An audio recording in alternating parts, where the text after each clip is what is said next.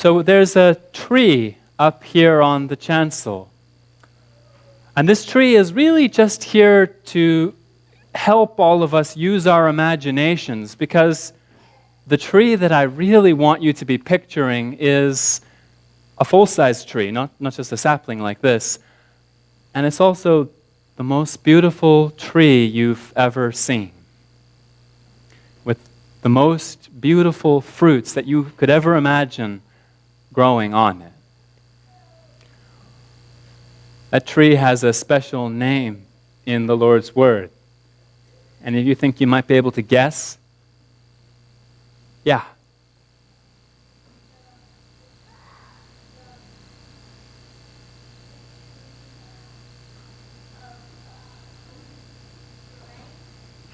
Tree of strength, it's very similar to that, the name. Amanda? The tree of life is the name of it in the Lord's Word. I'm going to read to you the first place in the Word where we hear of the tree of life. This is from the creation story in Genesis chapter 2. And the heavens and the earth were finished, all the host of them. And on the seventh day, God completed his work which he had done. And he rested on the seventh day from all his work which he had done. And God blessed the seventh day and hallowed it, for in it he rested from all his work which God created to make. These are the generations of the heavens and the earth when they were created, in the day that Jehovah God made earth and heaven. And every plant of the field was not yet on the earth, and every herb of the field had not yet sprung up, for Jehovah God had not sent rain upon the earth, and there was no man to work the ground. And he caused a mist to rise from the earth, and watered all the face of the ground. And Jehovah God formed man, dust of the ground, and he breathed into his nostrils the breath of life, and the man became a living soul. And Jehovah God planted a garden in Eden from the east, and there he put the man whom he had formed.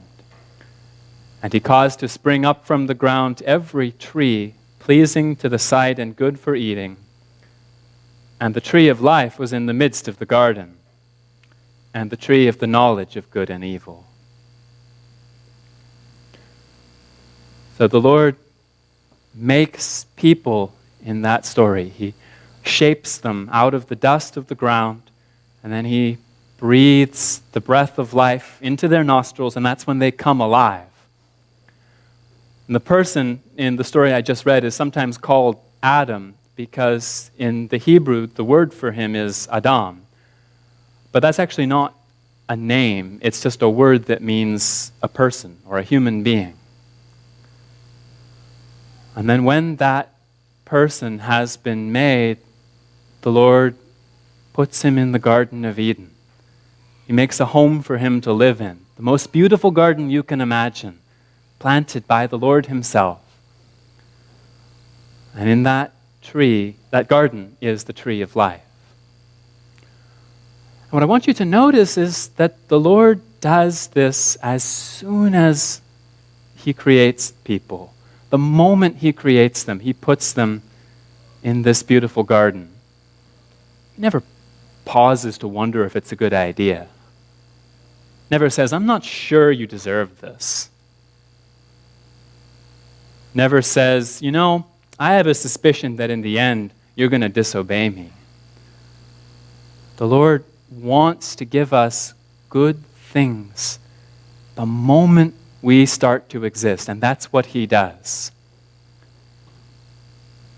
The moment that each one of you was born, the Lord was giving you everything good that he could possibly give you.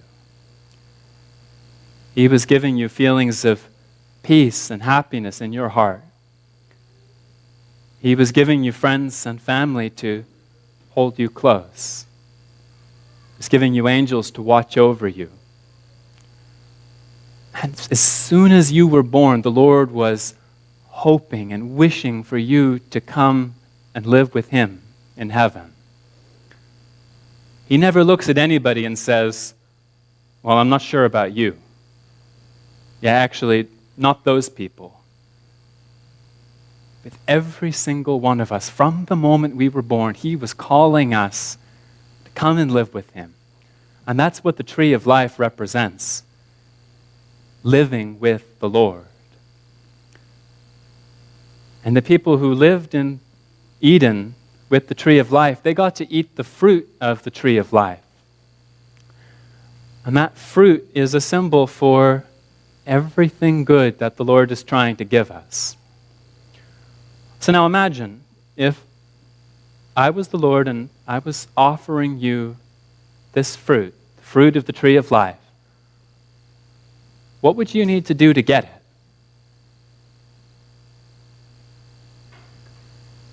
Rio? Be a good person, but that's true, and I'm actually just asking you to think a little more literally right now. If you're looking at me standing here and you're in the pews, what do you need to do? Julian? Ask nicely for sure. But are you going to get the fruit if you sit in the pews? Micah, what do you have to do?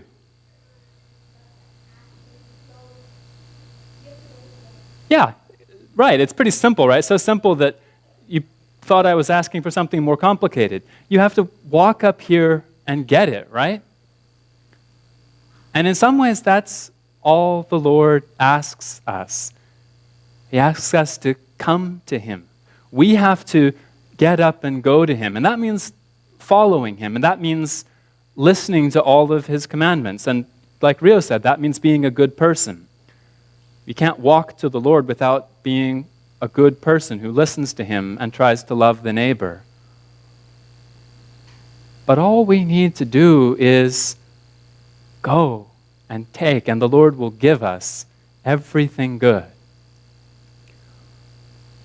And what would happen if you decided that, no, you were going to leave by the back door instead?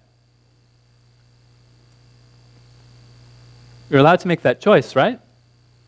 We're allowed to say, no, we don't want what the Lord gives. We're allowed to turn away. And the Lord lets us make that choice, but it makes him sad because it's not what he made us for. The Lord made each and every one of you to come to him, to receive every good thing that he could imagine to give to you. And he's calling us, come and take these things.